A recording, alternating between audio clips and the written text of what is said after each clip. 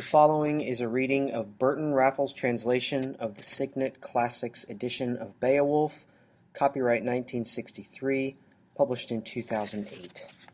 Prologue. Hear me! We've heard of Danish heroes, ancient kings, and the glory they cut for themselves, swinging mighty swords. How Scyld made slaves of soldiers from every land, crowds of captives he'd beaten into terror. He'd traveled to Denmark alone, an abandoned child, but changed his own fate, lived to be rich and much honored. He ruled lands on all sides. Wherever the sea would take them, his soldiers sailed, returned with tribute and obedience. There was a brave king, and he gave them more than his glory, conceived a son for the Danes, a new leader allowed them by the grace of God. They had lived before his coming kingless and miserable. Now the Lord of all life, ruler of glory, blessed them with a prince, Beowulf, whose power and fame soon spread through the world. Scyld's strong son was the glory of Denmark. His father's warriors were wound round his heart with golden rings, bound to their prince by his father's treasure. So young men build the future, wisely open-handed in peace, protected in war. So warriors earn their fame, and wealth is shaped with a sword. When his time came, the old king died, still strong, but called to the Lord's hands. His comrades carried him down to the shore, bore him as their leader had asked, their lord and companion, while words could move on his tongue. Scyld's reign had been long, he'd ruled them well. There in the harbor was a ring-proud fighting ship, its timbers icy, waiting, and there they brought the beloved body of their ring-giving lord, and laid him near the mast. Next to that noble corpse they heaped up treasures, jeweled helmets, hooked swords and coats of mail, armor carried from the ends of the earth. No ship had ever sailed so brightly fitted, no king sent forth more deeply mourned. Forced to set him adrift, floating as far as the tide might run, they refused to give him less than from their hoards of gold than those who'd shipped him away, an orphan and a beggar, to cross the waves alone. High up over his head they flew his shining banner, then sadly let the water pull at the ship, watched it slowly sliding to where neither rulers nor heroes nor anyone can say whose hands opened to take that motionless cargo. Chapter 1. Then Beowulf was king in that Danish castle, Scyld's son, ruling as long as his father and as loved, a famous lord of men.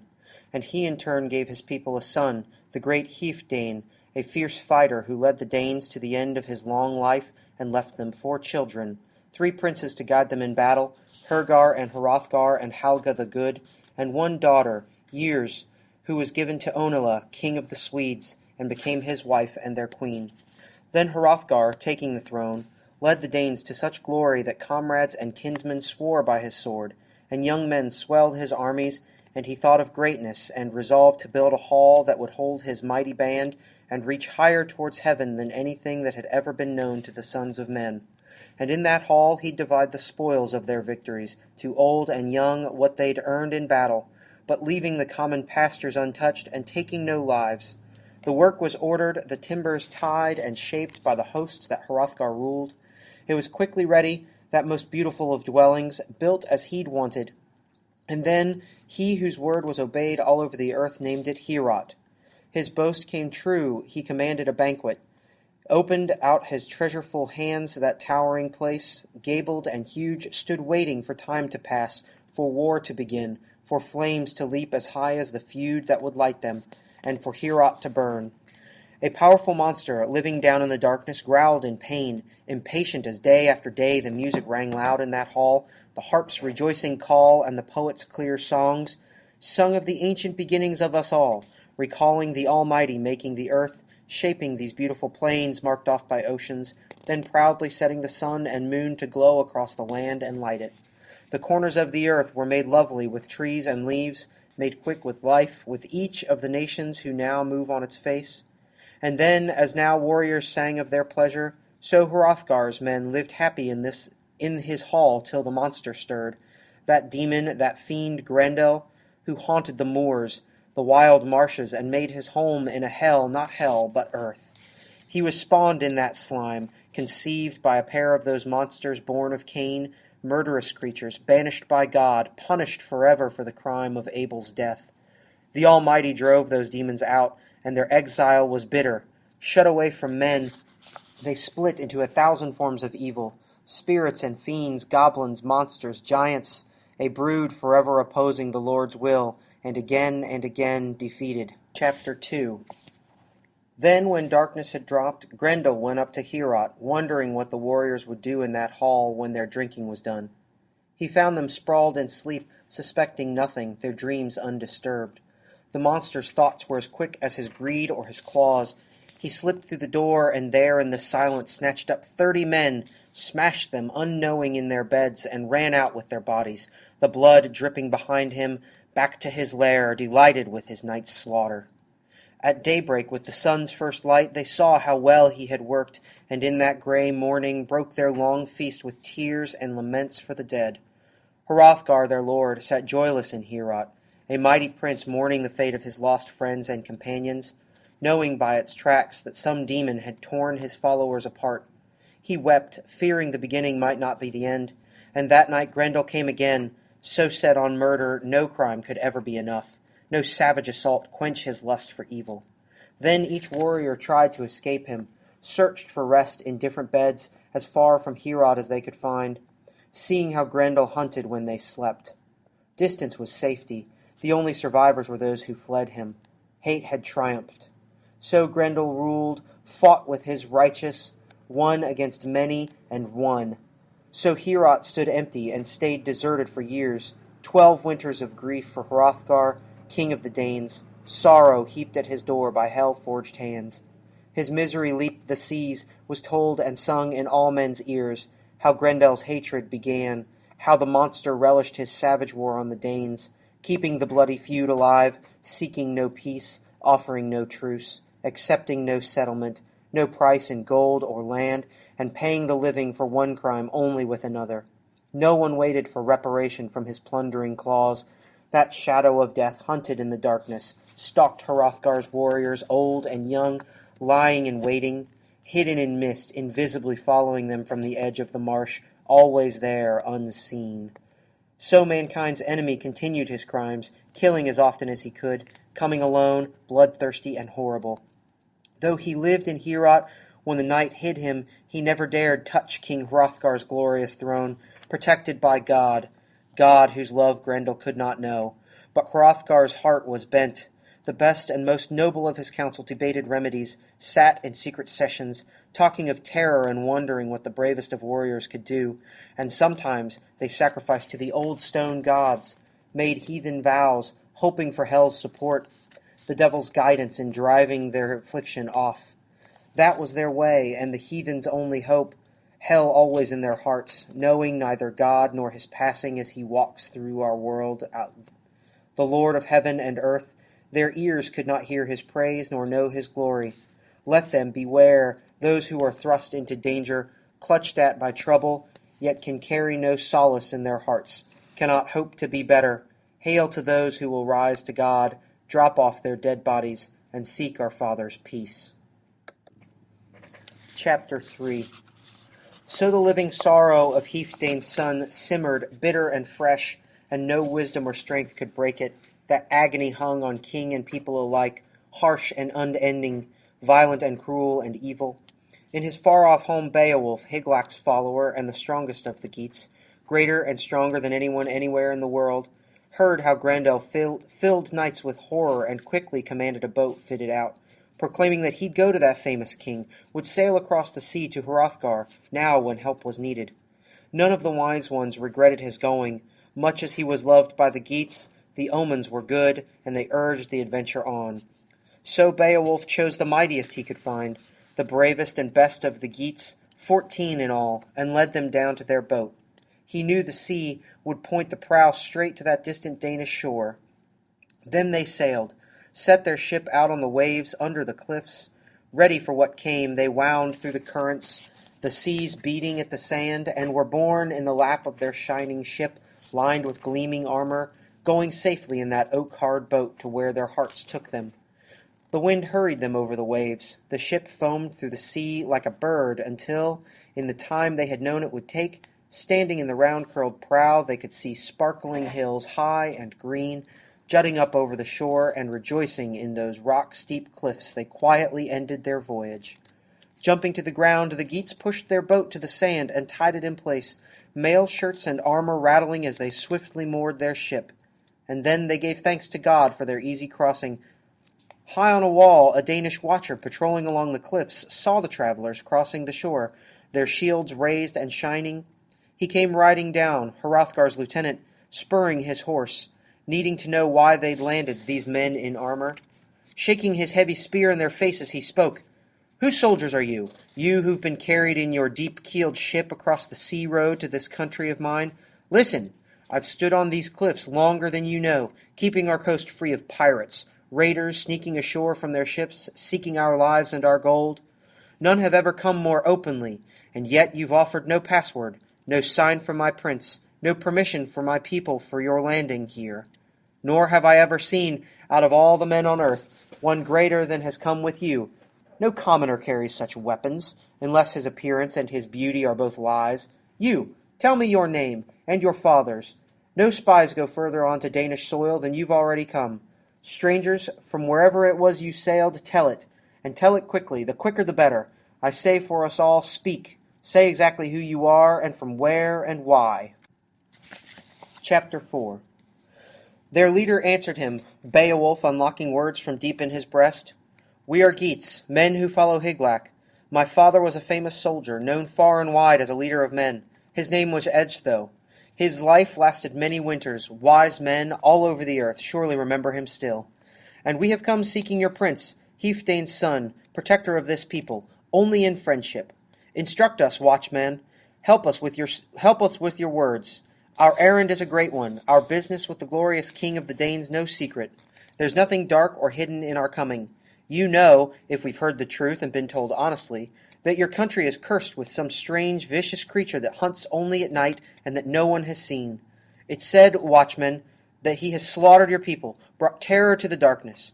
Perhaps Hrothgar can hunt, here in my heart, for some way to drive this devil out, if anything will ever end the evils afflicting your wise and famous lord. Here he can cool his burning sorrow, or else he may see his suffering go on forever, for as long as Heorot towers high on your hills." The mounted officer answered him bluntly, the brave watchman. A soldier should know the difference between words and deeds, and keep that knowledge clear in his brain. "I believe your words, I trust in your friendship.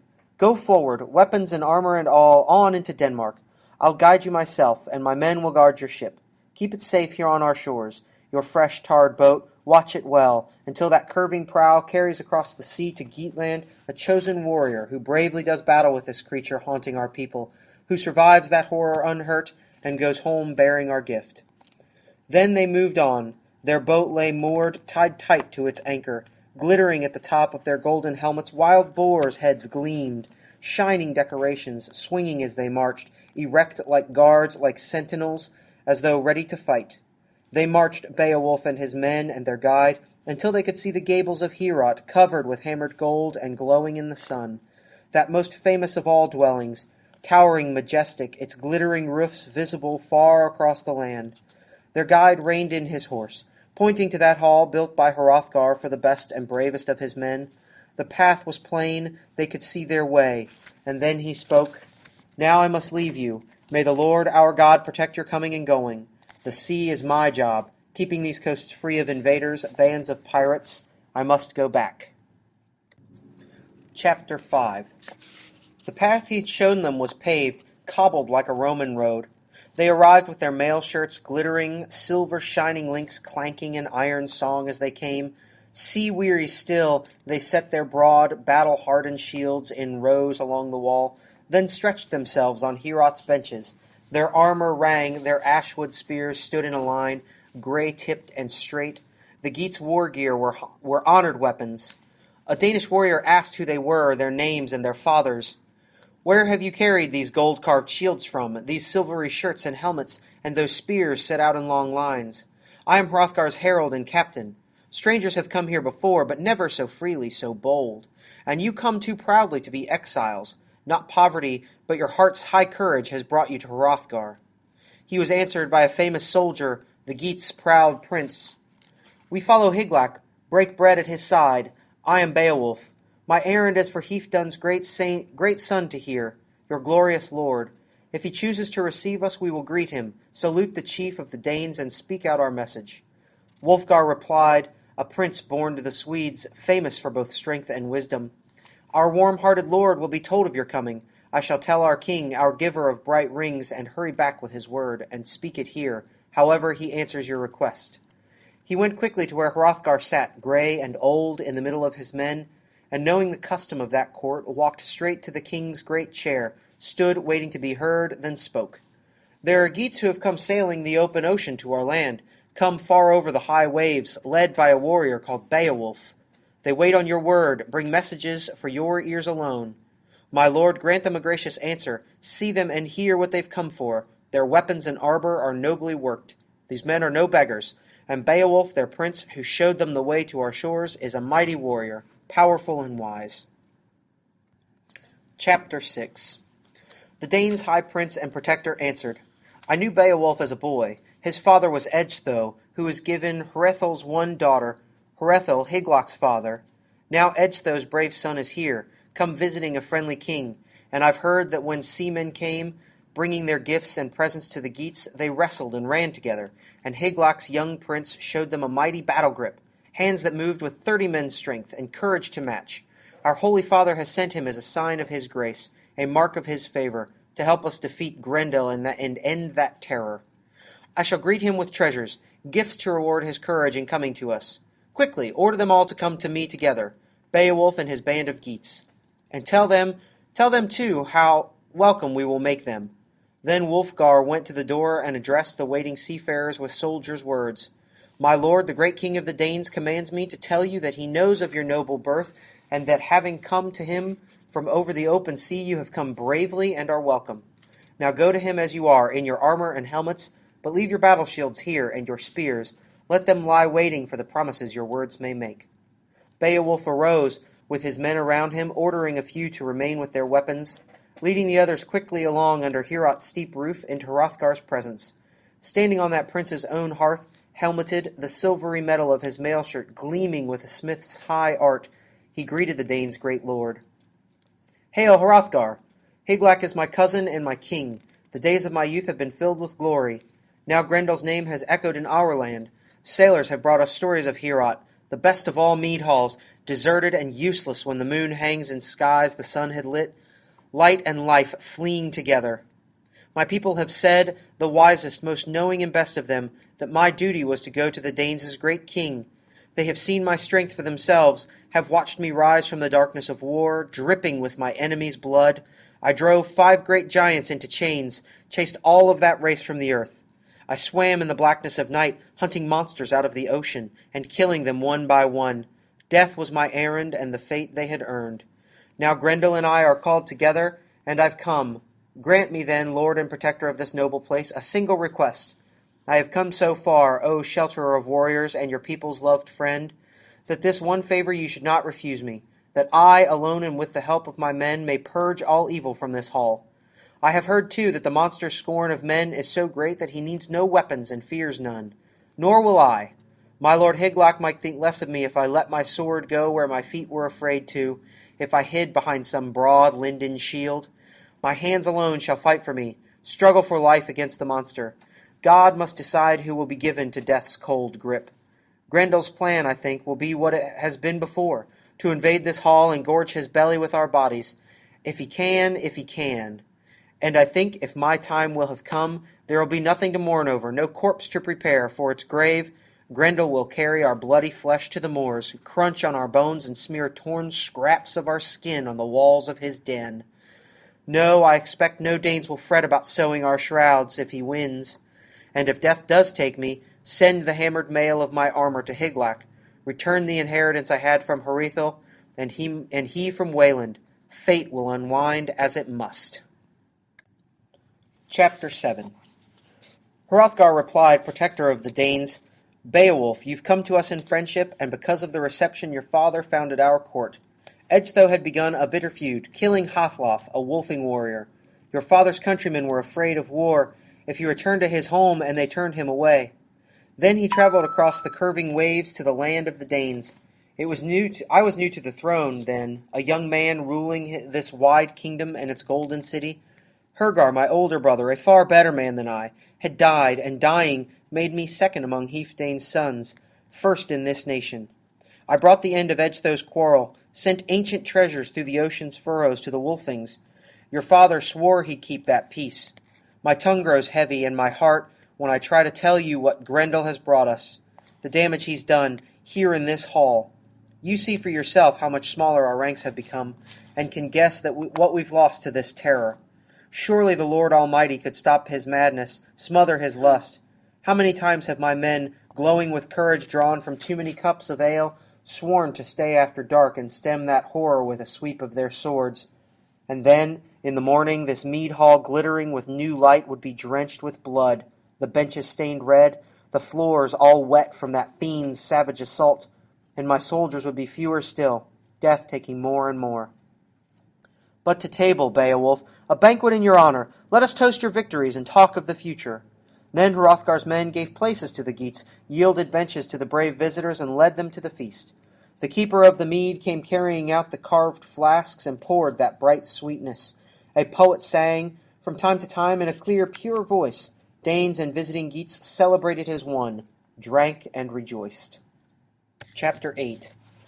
Unferth spoke, Ecglaf's son, who sat at Hrothgar's feet, spoke harshly and sharp, vexed by Beowulf's adventure, by their visitors' courage, and angry that anyone in Denmark or anywhere on earth had ever acquired glory and fame greater than his own. You're Beowulf, are you? The same boastful fool who fought a swimming match with Breca, both of you daring and young and proud, exploring the deepest seas, risking your lives for no reason but the danger? All older and wiser heads warned you not to, but no one could check such pride. With Breca at your side, you swam along the sea paths, your swift-moving hands pulling you over the ocean's face. Then winter churned through the water, the waves ran you as they willed, and you struggled 7 long nights to survive. And at the end, victory was his, not yours. The sea carried him close to his home, to southern Norway, near the land of the Brondings, where he ruled and was loved, where his treasure was piled and his strength protected his towns and his people. He'd promised to outswim you. Bonstan's son made that boast ring true. You've been lucky in your battles, Beowulf, but I think your luck may change if you challenge Grendel, staying a whole night through in this hall, waiting where that fiercest of demons can find you. Beowulf answered Edthow's great son, Ah, Unferth, my friend, your face is hot with ale, and your tongue has tried to tell us about Breca's doings.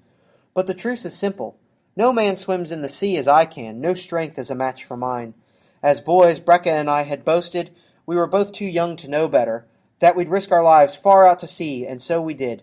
Each of us carried a naked sword, prepared for whales or the swift sharp teeth and beaks of needlefish.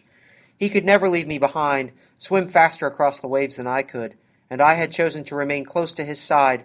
I remained near him for 5 long nights, until a flood swept us apart. The frozen sea surged around me. It grew dark, the wind turned bitter, blowing from the north, and the waves were savage. Creatures who sleep deep in the sea were stirred into life, and the iron-hammered links of my mail shirt, these shining bits of metal woven across my breast, saved me from death. A monster seized me, drew me swiftly towards the bottom, swimming with its claws tight in my flesh. But fate let me find its heart with my sword, hack myself free. I fought that beast's last battle, left it floating lifeless in the sea. Chapter 9. Other monsters crowded around me, continually attacking. I treated them politely, offering the edge of my razor-sharp sword. But the feast, I think, did not please them, filled their evil bellies with no banquet-rich food, thrashing there at the bottom of the sea. By morning they decided to sleep on the shore, lying on their backs, their blood spilled out on the land. Afterwards, sailors could cross that sea road and feel no fear. Nothing would stop their passing. Then God's bright beacon appeared in the east. The water lay still, and at last I could see the land, wind-swept cliff walls at the edge of the coast. Fate saves the living when they drive away death by themselves. Lucky or not, 9 was the number of sea monsters I killed. What man anywhere under heaven's high arch has fought in such darkness, endured more misery, or been harder pressed? Yet I survived the sea, smashed the monster's hot jaws, swam home from my journey. The swift flowing waters swept me along, and I landed on Finnish soil. I've heard no tales of you, Unferth, telling of such clashing terror, such contests in the night. Breca's battles were never so bold. Neither he nor you can match me, and I mean no boast, have announced no more than I know to be true. And there's more. You murdered your brothers, your own close kin. Words and bright wit won't help your soul. You'll suffer hell's fires, Unferth, forever tormented. Ecglaf's proud son, if your hands were as hard, your heart as fierce as you think it, no fool would dare to raid your hall, ruin Heorot and oppress its prince, as Grendel has done. But he's learned that terror is his alone, discovered he can come for your people with no fear of reprisal. He's found no fighting here, but only food, only delight. He murders as he likes, with no mercy, gorges and feasts on your flesh, and expects no trouble, no quarrel from the quiet Danes. Now the Geats will show him courage. Soon he can test his strength in battle. And when the sun comes up again, opening another bright day from the south, anyone in Denmark may enter this hall. That evil will be gone. Hrothgar, grey-haired and brave, sat happily listening, the famous ring-giver sure, at last, that Grendel could be killed. He believed in Beowulf's bold strength and the firmness of his spirit. There was the sound of laughter and the cheerful clanking of cups and pleasant words. Then Wealhtheow, Hrothgar's gold-ringed queen, greeted the warriors, a noble woman who knew what was right. She raised a flowing cup to Hrothgar's first, holding it high for the lord of the Danes to drink, wishing him joy in that feast. The famous king drank with pleasure and blessed their banquet. Then Wealhtheow went from warrior to warrior, pouring a portion from the jeweled cup for each, till the bracelet-wearing queen had carried the mead cup among them, and it was Beowulf's turn to be served. She saluted the Geats' great prince, thanked God for answering her prayers, for allowing her hands the happy duty of offering mead to a hero who would help her afflicted people. He drank what she poured, Edgthow's brave son, then assured the Danish queen that his heart was firm and his hands ready. When we crossed the sea, my comrades and I already knew that all my purpose was this, to win the goodwill of your people or die in battle, pressed in Grendel's fierce grip. Let me live in greatness and courage, or here in this hall welcome my death.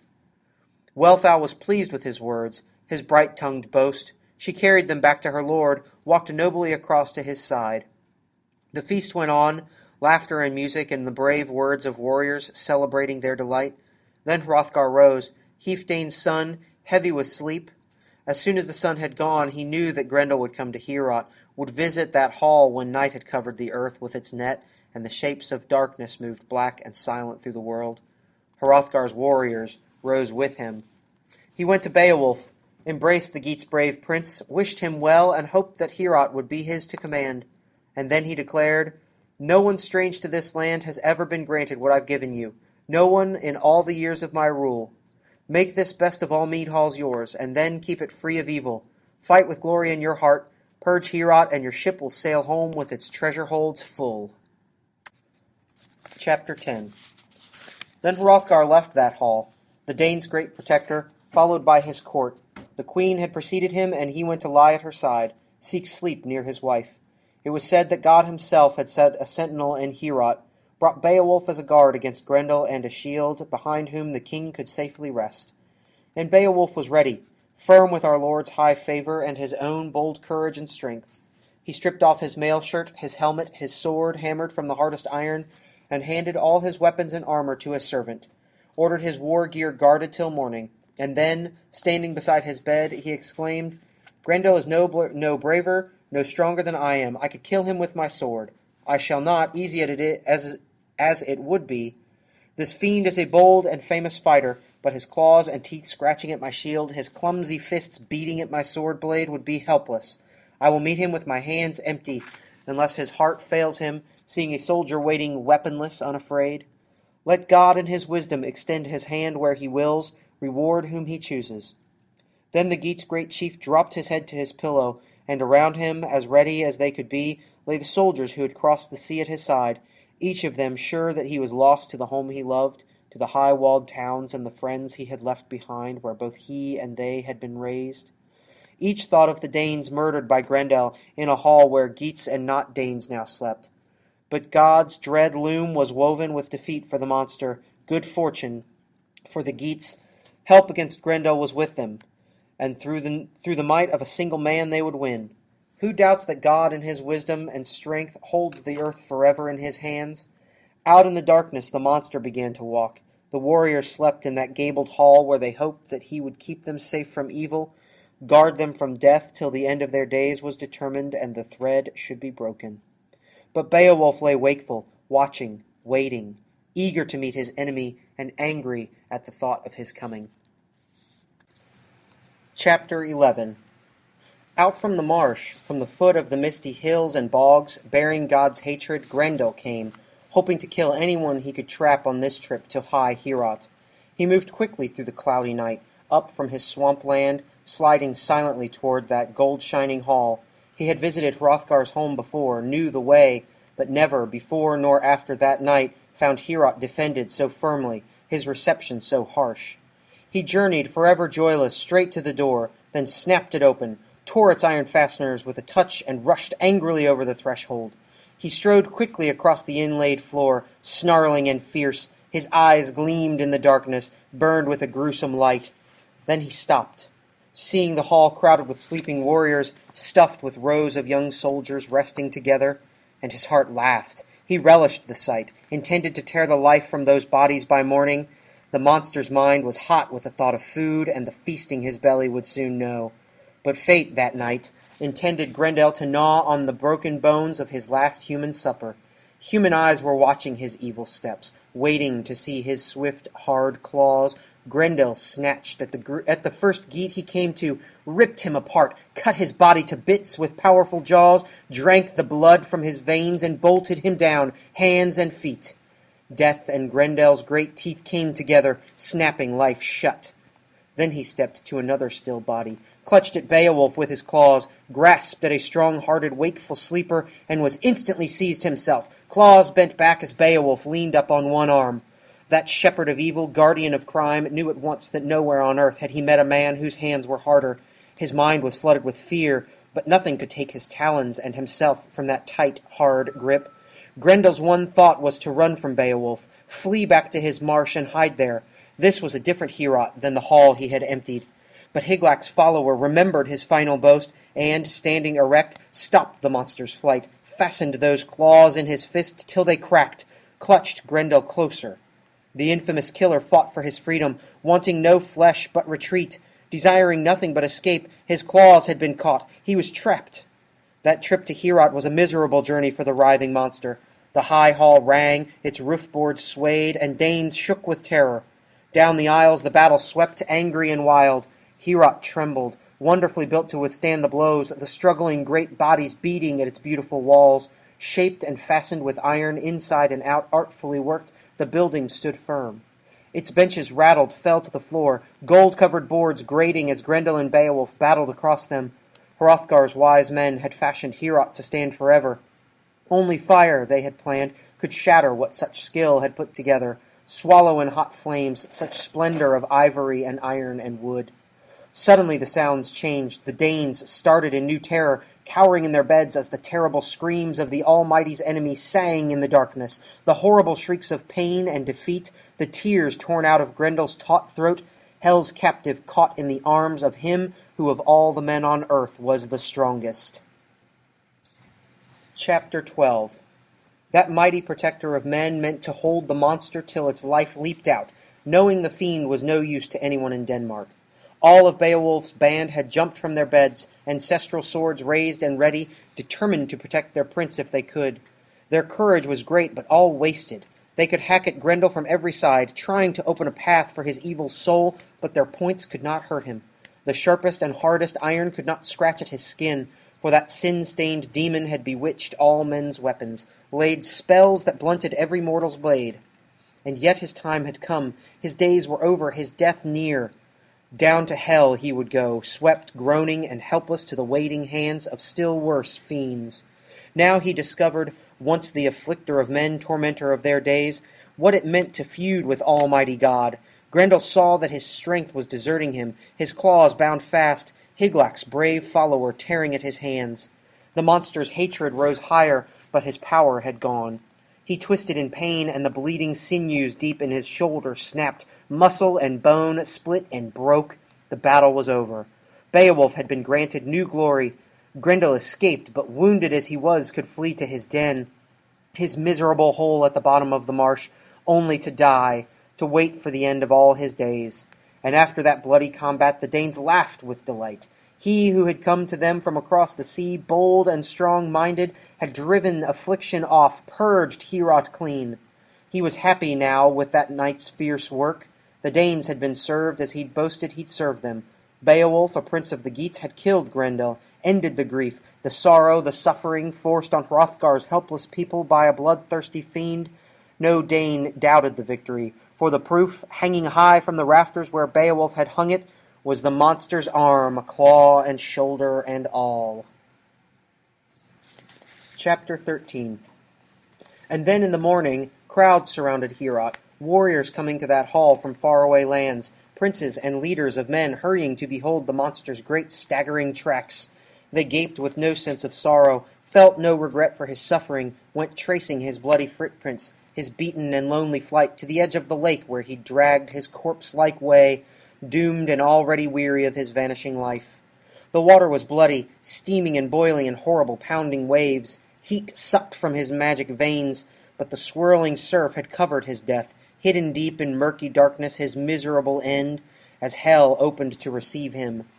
Then old and young rejoiced, turned back from the happy pilgrimage, mounted their hard-hoofed horses, high-spirited stallions, and rode them slowly toward Heorot again, retelling Beowulf's bravery as they jogged along, and over they swore that nowhere on earth, or under the spreading sky, or between the seas, neither south nor north, was there a warrior worthier to rule over men. But no one meant Beowulf's praise to belittle Hrothgar, their kind and gracious king. And sometimes when the path ran straight and clear, they would let their horses race, red and brown and pale yellow backs streaming down the road. And sometimes a proud old soldier who had heard songs of the ancient heroes and could sing them all through, story after story, would weave a net of words for Beowulf's victory, tying the knot of his verses smoothly, swiftly into place with a poet's quick skill, singing his new song aloud while he shaped it. And the old songs as well, Sigmund's adventures, familiar battles fought by that glorious son of Vels, and struggles too against evil and treachery that no one had ever heard of, that no one knew except Fitla, who had fought at his uncle's side, a brave young comrade carefully listening when Sigmund's tongue unwound the wonders he had worked, confiding in his closest friend. There were tales of giants wiped from the earth by Sigmund's might, and forever remembered fame that would last him beyond life and death, his daring battle with a treasure-rich dragon. Heaving a hoary grey rock aside, Sigmund had gone down to that dragon alone, entered the hole where it hid, and swung his sword so savagely that it slit the creature through, pierced its flesh and pinned it to a wall, hung it where his bright blade rested. His courage and strength had earned him a king-like treasure, brought gold and rich rings to his glorious hands. He loaded that precious hoard on his ship and sailed off with a shining cargo, and the dragon dissolved in its own fierce blood. No prince, no protector of his warriors knew power and fame and glory like Sigmund's. His name and his treasures grew great. Hermod could have hoped for at least as much. He was once the mightiest of men, but pride and defeat and betrayal sent him into exile with the Jutes, and he ended his life on their swords. That life had been misery after misery, and he spread sorrow as long as he lived it, heaped troubles on his unhappy people's heads, ignored all wise men's warnings, ruled only with courage. A king born, entrusted with ancient treasures and cities full of strong-hearted soldiers, his vanity swelled him so vile and rank that he could hear no voices but his own. He deserved to suffer and die. But Beowulf was a prince well loved, followed in friendship, not fear. Hermod's heart had been hollowed by sin. The horses ran when they could, on the gravel path. Morning slid past and was gone. The whole brave company came riding to Heorot, anxious to celebrate Beowulf's success and stare at that arm. And Hrothgar rose from beside his wife and came with his courtiers crowded around him. And Wealhtheow rose and joined him, his wife and queen with her women, all of them walking to that wonderful hall. Chapter 14. Hrothgar stood at the top of the stairway and stared at Grendel's great claw, swinging high from that gold-shining roof. Then he cried, "Let God be thanked! Grendel's terrible anger hung over our heads too long. Dropping down misery, but the Almighty makes miracles when He pleases, wonder after wonder, and this world rests in His hands. I had given up hope, exhausted prayer, expected nothing but misfortune forever. Heorot was empty, bloody. The wisest and best of our people despaired as deeply, found hope no easier, knew nothing, no way to end this unequal war of men and devils, warriors and monstrous fiends. One man found it, came to Denmark, and with the Lord's help did what none of the Danes could do. our wisdom, our strength, worthless without him. The woman who bore him, whoever, wherever, alive now or dead, knew the grace of the God of our fathers, was granted a son for her glory and his. Beowulf, best of soldiers, let me take you to my heart, make you my son too, and love you, preserve this passionate peace between us, and take in return whatever you may want from whatever I own. Warriors deserving far less have been granted as much, given gifts and honored, though they fought no enemy like yours. Glory is now yours forever and ever. Your courage has earned it, and your strength. May God be as good to you forever as he has been to you here. Then Beowulf answered, What we did was what our hearts helped our hands to perform. We came to fight with Grendel, our strength against his. I wish I could show you here in Heorot his corpse stretched out on this floor. I twisted my fingers around his claw, ripped and tore at it as hard as I could. I meant to kill him right here, hold him so tightly that his heart would stop, would break, his life spill on this floor. But God's will was against me. As hard as I held him, he still pulled free and ran, escaped from this hall with the strength fear had given him. But he offered me his arm and his claw, saved his life, yet left me that prize. And paying even so willingly for his freedom, he still fled with nothing but the end of his evil days, ran with death pressing at his back, pain splitting his panicked heart, pulling him step by step into hell. Let him burn in torment, lying and trembling, waiting for the brightness of God to bring him his reward. Unferth grew quiet, gave up quarreling over Beowulf's old battles, stopped all his boasting, once everyone saw proof of that prince's strength. Grendel's huge claw swinging high from Hrothgar's mead hall roof, the fingers of that loathsome hand ending in nails as hard as bright steel, so hard, they all said, that not even the sharpest of swords could have cut it through, broken it off the monster's arm and ended its life, as Beowulf had done, armed with only his bare hands. Chapter 15. Then the king ordered Heorot cleaned and hung with decorations. Hundreds of hands, men and women, hurried to make the great hall ready. Golden tapestries were lined along the walls, for a host of visitors to see and take pleasure in. But that glorious building was bent and broken, its iron hinges cracked and sprung from their corners all around that hall. Only its roof was undamaged when the blood-stained demon burst out of Heorot, desperately breaking Beowulf's grip, running wildly from what no one escapes, struggle and writhe as he will. Wanting to stay we go, all beings here on God's earth, wherever it is written that we go, taking our bodies from death's cold bed to the unbroken sleep that follows life's feast. Then Hrothgar made his way to the hall. It was time, and his heart drew him to the banquet. No victory was celebrated better, by more or by better men and their king, a mighty host, and famous. They lined the benches, rejoicing.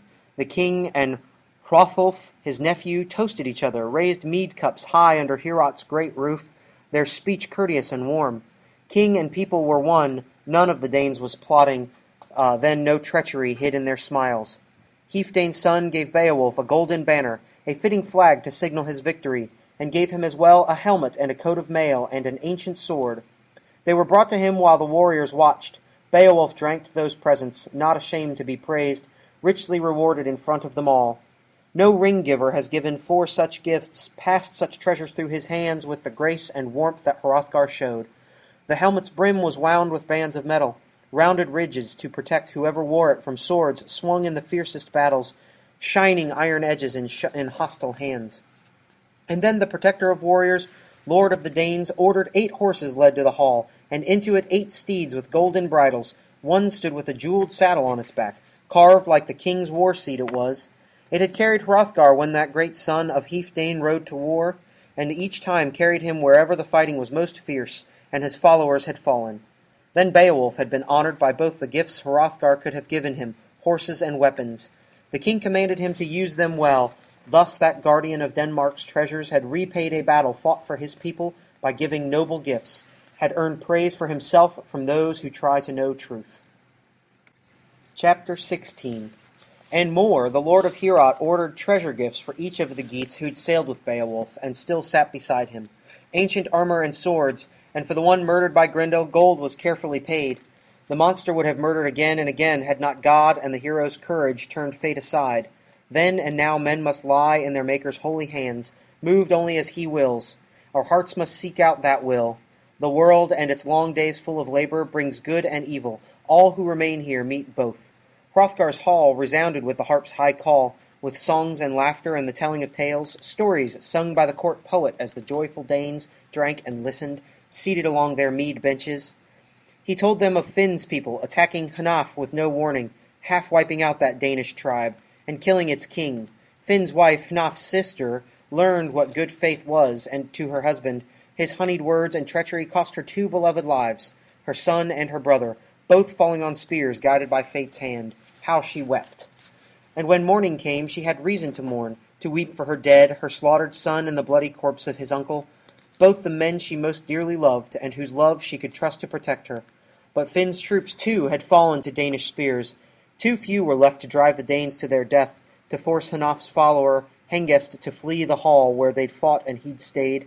Finn offered them, instead of more war, words of peace. There would be no victory. They'd divide the hall and the throne, half to the Danes, half to Finn's followers. When gifts were given, Finn would give Hengest and his soldiers half, share shining rings, silver and gold with the Danes, both sides equal. All of them richer, all of their purses heavy, every man's heart warm with the comfort of gold. Both sides accepted peace and agreed to keep it. Finn swore it with solemn oaths. What wise men had written was his word as well as theirs. He and the brave Hengest would live like brothers. Neither leader nor led would break the truce, would not talk of evil things, remind the Danes that the man they served killed Hnaf their lord.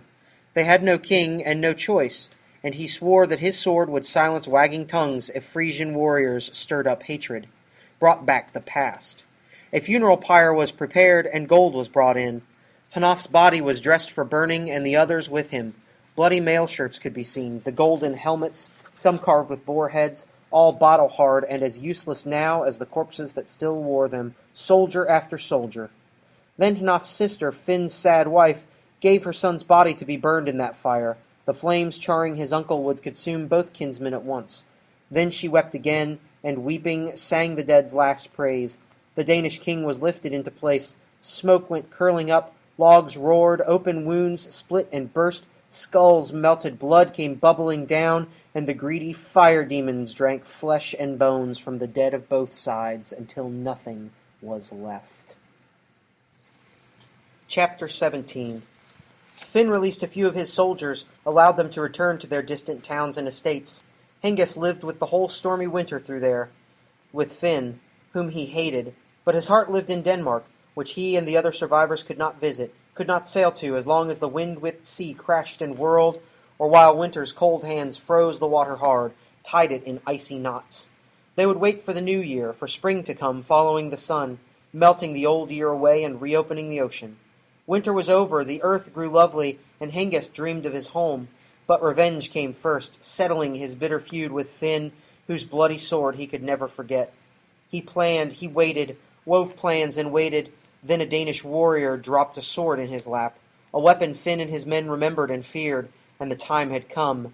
And Hengest rose, hearing the Danes' murmur, and drove his new sword into Finn's belly, butchering that king under his own roof. And the Danes rose, their hearts full of Finn's treachery and the misery he'd brought with them, their sword arms restless and eager. The hall they'd shared with their enemies ran red with enemy blood, and bodies rolled on the floor beside Finn. They took the queen, looted everything they could find that belonged to her dead husband, loaded their ships with rings, necklaces, shining jewels wonderfully worked, and sailed, bringing treasure and a willing captive to the land she'd left and had longed for, alone no longer. The singer finished his song. His listeners laughed and drank, their pleasure loud in that hall. The cupbearers hurried with their sparkling vessels, and then the Queen Wealhtheow, wearing her bright crown, appeared among them, came to Hrothgar and Hrothulf, his nephew, seated peacefully together, their friendship and Hrothulf's good faith still unbroken. And Unferth sat at Hrothgar's feet. Everyone trusted him, believed in his courage, although he'd spilled his relatives' blood. Then Wealhtheow spoke. "Accept this cup, my lord and king. May happiness come to the Danes' great ring-giver. May the Geats receive mild words from your mouth, words they have earned. Let gifts flow freely from your open hands, treasures your armies have brought you from all over the world. I have heard that the greatest of the Geats now rests in your heart like a son. Heorot stands purged, restored by his strength. Celebrate his courage, rejoice and be generous while a kingdom sits in your palm, a people and power that death will steal. But your sons will be safe, sheltered in Hrothulf's gracious protection. If fate takes your father while Hrothulf is alive, I know your nephew's kindness. I know he'll repay in kind the goodness you have shown him. Support your two youngs as you and I sustained him in his own early days, his father dead and he but a boy." Then she walked to the bench where Hrethric and Hrothmund, her two sons, sat together. Beowulf, prince of the Geats, was seated between them. Crossing the hall, she sat quietly at their side. Chapter 18. They brought a foaming cup and offered it to Beowulf. It was taken and given in friendship, and he was given a mail shirt and golden armbands, and the most beautiful necklace known to men. Nowhere in any treasure hoard anywhere on earth was there anything like it, not since Hama carried Brosing's necklace home to this glorious city, saved its tight-carved jewels and his skin and his soul from Ermric's treachery, and then came to God. Hyglac had it next, Swerding's grandson, defending the golden hoard his battle-hard hands had won for him. The Geats' proud king lost it, was carried away by fate when too much pride made him feud with the Frisians. He had asked for misery, it was granted him. He'd borne those precious stones on a ship's broad back. He fell beneath his shield. His body and his shining coat of mail and that necklace all lay for the Franks to pluck, for jackal warriors to find when they walked through the rows of corpses. Geats and their king lay slaughtered wherever the robbers looked.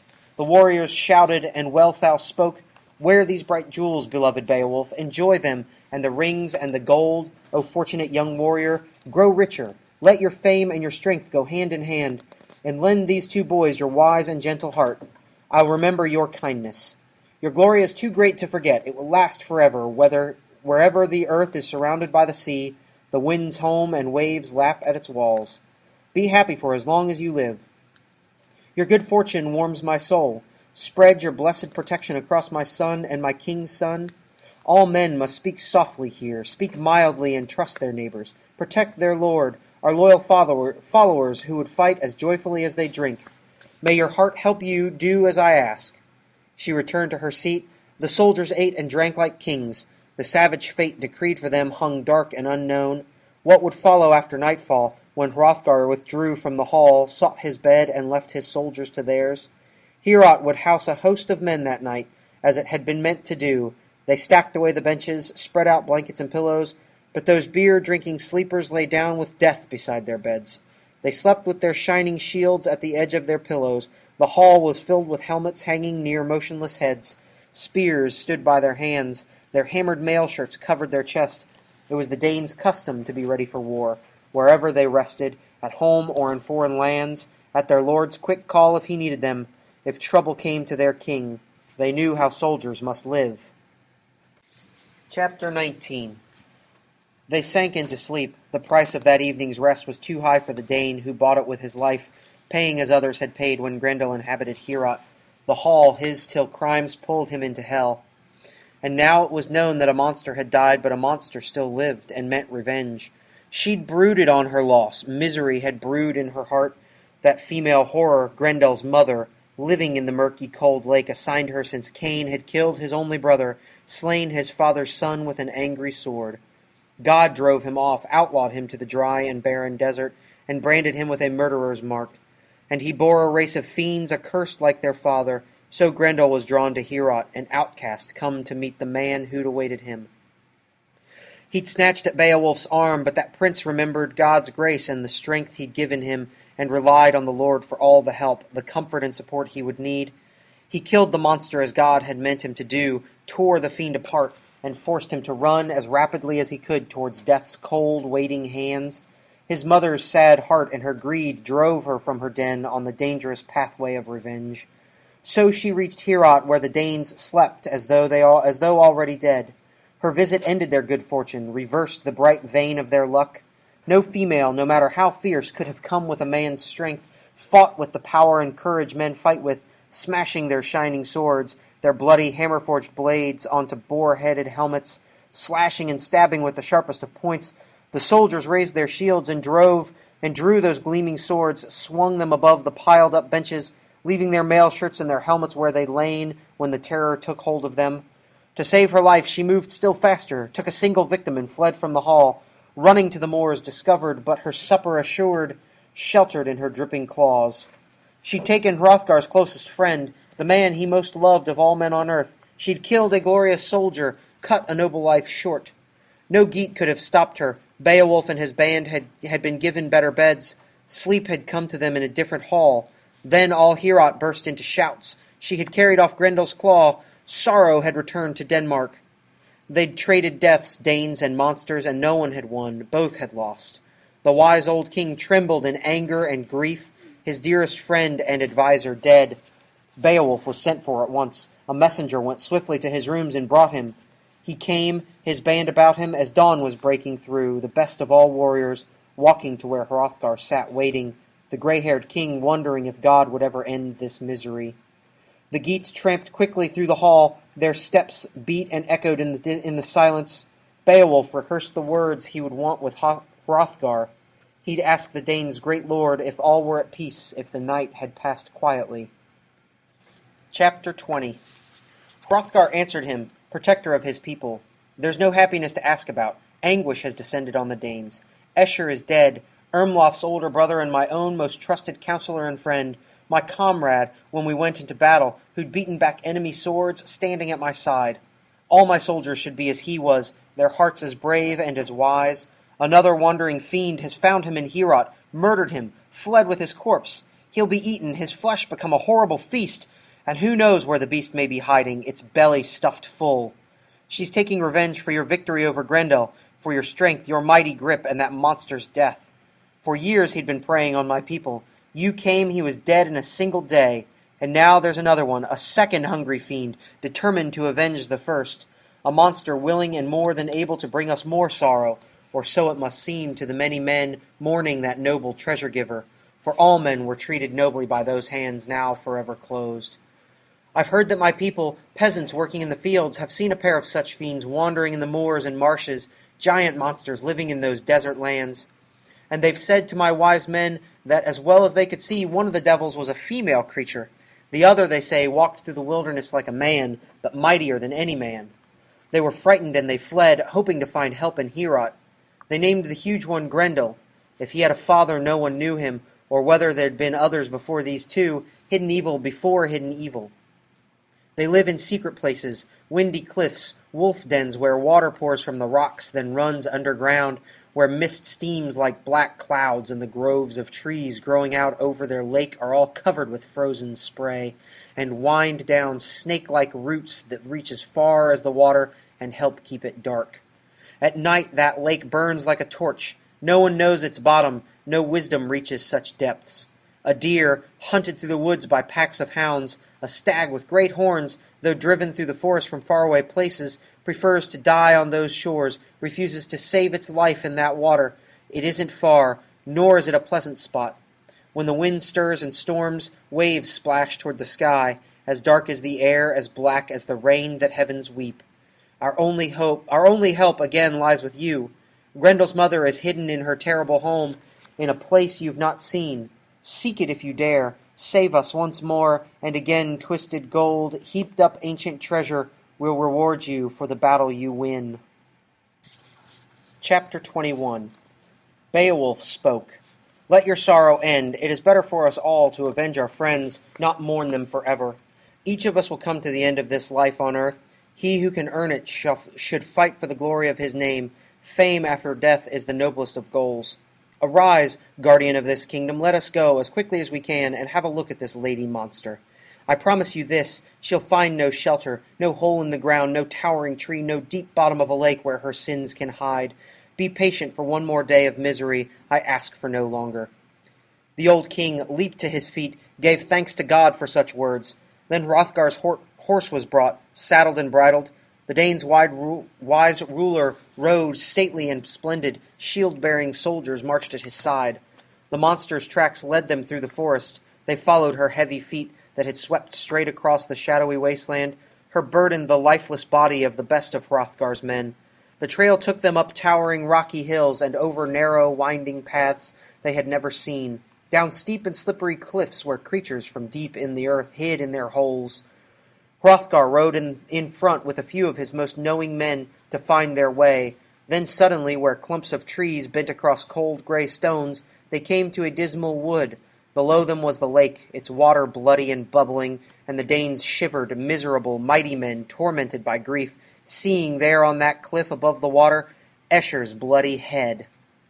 They looked down at the lake, felt how its heats rose up, watched the waves blood-stained swirling. Their battle horns sounded, they then sounded again.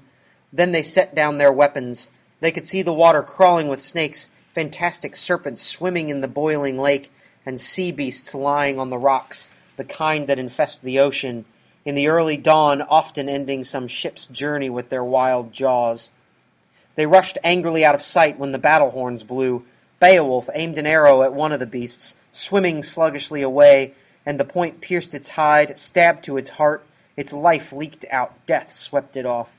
Quickly, before the dying monster could escape, they hooked its thrashing body with their curved boar spears, fought it to land, drew it up on the bluff, then stood and stared at the incredible wave-roamer, covered with strange scales and horrible.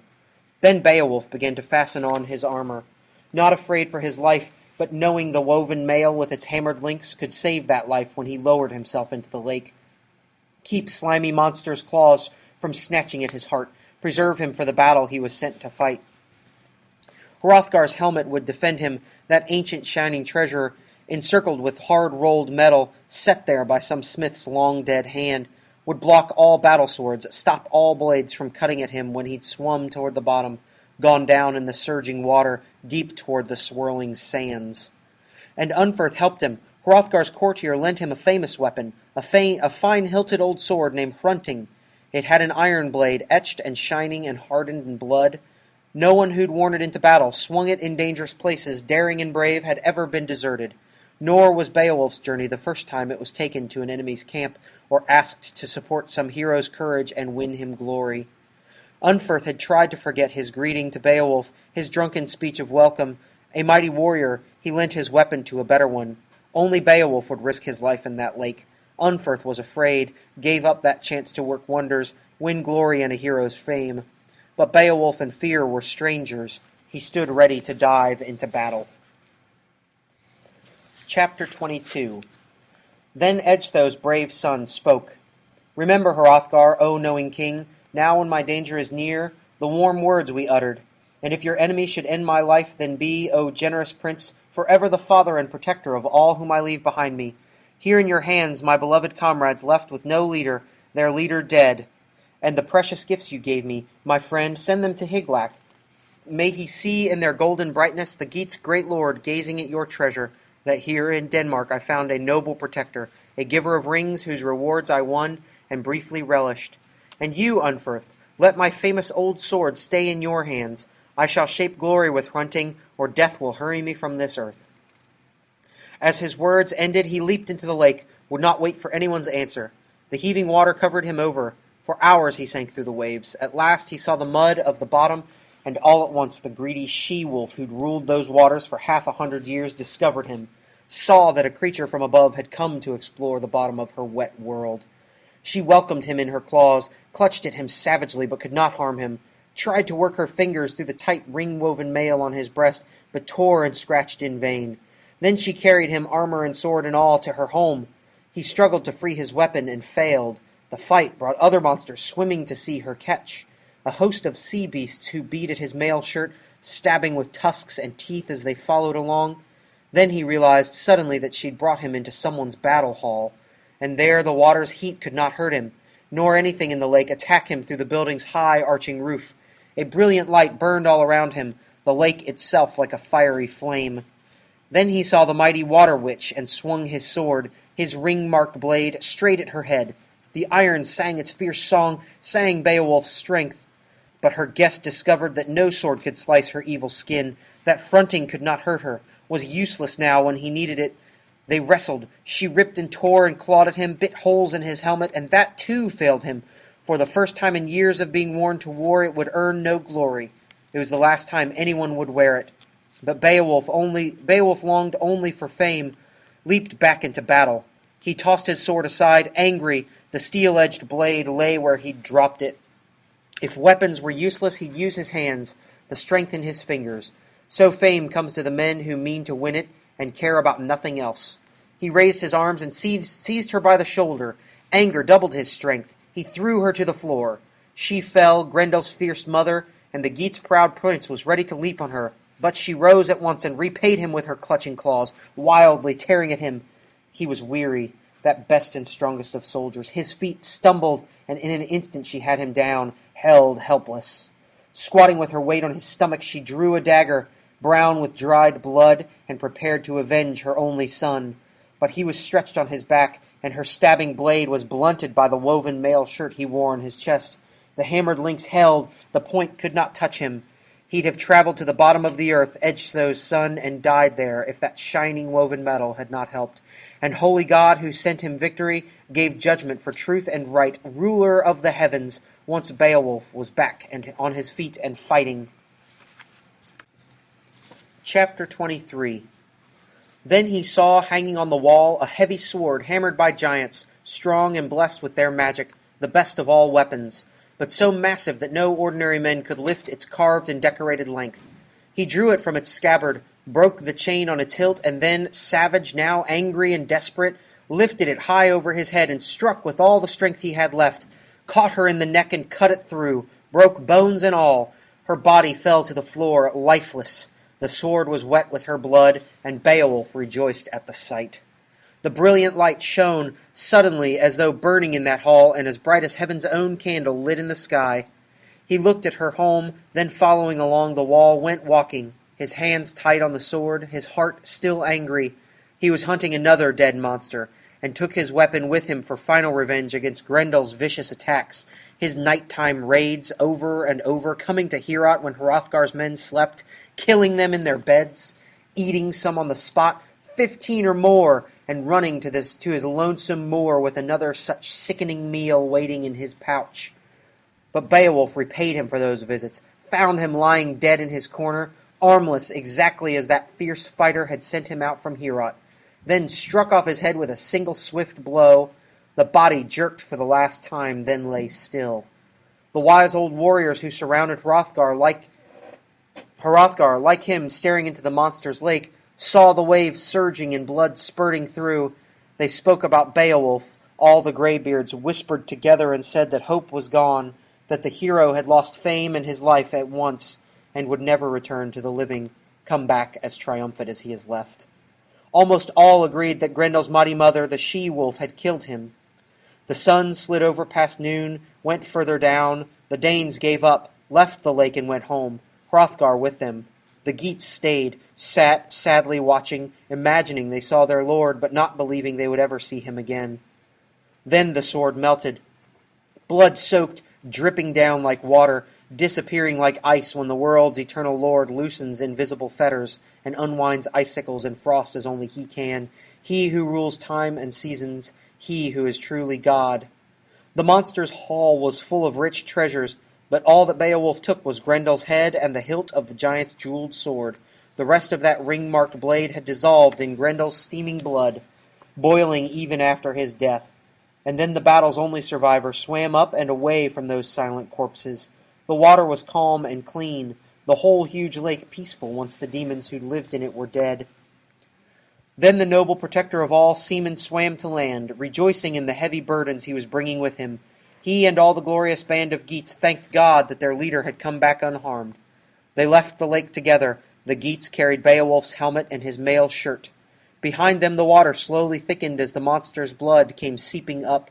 They walked quickly, happily, across roads all of them remembered, left the lake and the cliffs alongside it, brave men staggering under the weight of Grendel's skull, too heavy for fewer than 4 of them to handle, 2 on each side of the spear jammed through it, yet proud of their ugly load and determined that the Danes seated in Heorot should see it. Soon 14 Geats arrived at the hall, bold and warlike, and with Beowulf, their lord and leader, they walked on the mead hall green. Then the Geats' brave prince entered Heorot, covered with glory for the daring battles he had fought. He sought Hrothgar to salute him and show Grendel's head. He carried that terrible trophy by the hair, brought it straight to where the Danes sat, drinking, the queen among them. It was a weird and wonderful sight, and the warriors stared. Chapter 24. Beowulf spoke. Hrothgar, behold, great Healfdene's son, this glorious sign of victory, brought you by joyful Geats. My life was almost lost fighting for it. struggling underwater. I'd have been dead at once, and the fight finished, the she-devil victorious, if our Father in heaven had not helped me. Hrunting Unferth's noble weapon could do nothing, nor could I, until the ruler of the world showed me, hanging, shining, and beautiful on a wall, a mighty old sword. So God gives guidance to those who can find it from no one else. I used the weapon he had offered me, drew it, and when I could, swung it, killed the monstrous hag in her own home. Then the ring-marked blade burned away as that boiling blood spilled out. I carried off all that was left, this hilt. I've avenged their crimes and the Danes they've killed, and I promise you that whoever sleeps in Heorot, you, your brave soldiers, anyone of all the people in Denmark, old or young, they and you may now sleep without fear of either monster, mother or son. Then he gave the golden sword hilt to Hrothgar, who held it in his wrinkled hands and stared at what giants had made, and monsters owned. It was his, an ancient weapon shaped by wonderful smiths, now that Grendel and his evil mother had been driven from the earth, God's enemies scattered and dead. That best of swords belonged to the best of Denmark's rulers, the wisest ring-giver Danish warriors had ever known. The old king bent to the handle of the ancient relic, and saw written there the story of ancient wars between good and evil, the opening of the waters, the flood sweeping giants away, how they suffered and died, that race who hated the ruler of us all and received judgment from his hands. Surging waves that found them wherever they fled. And Hrothgar saw runic letters clearly carved in that shining hilt, spelling its original owner's name, he for whom it was made with its twisted handle and snake-like carvings. Then he spoke, Healfdene's son, and everyone was silent. What I say, speaking from a full memory and after a life spent in seeking what was right for my people, is this. This prince of the Geats, Beowulf, was born a better man. Your fame is everywhere, my friend, reaches to the end of the earth, and you hold it in your heart wisely, patient with your strength and our weakness. What I said I will do, in the name of the friendship we've sworn. Your strength must solace your people, now and mine no longer. Be not as Hermod once was to my people, too proud to care what their hearts did, bringing them only destruction and slaughter. In his mad rages he killed them himself, comrades and followers who ate at his table. At the end he was alone, knew none of the joys of life with other men. A famous ruler, granted greater strength than anyone alive in his day, but dark and bloodthirsty in spirit. He shared out no treasure, showed his soldiers no road to riches and fame. And then that affliction on his people's face suffered horribly for his sins. Be taught by his lesson, learn what a king must be. I tell his tale, old as I am, only for you. Our eternal Lord grants some men wisdom, some wealth, makes others great. The world is God's. He allows a man to grow famous and his family rich, gives him land and towns to rule and delight in, lets his kingdom reach as far as the world runs, and who in human unwisdom, in the middle of such power, remembers that it will end, and too soon. Prosperity, prosperity, prosperity. Nothing troubles him. No sickness, not passing time, no sorrows, no sudden war breaking out of nowhere, but all the world turns when he spins it. How can he know when he sins?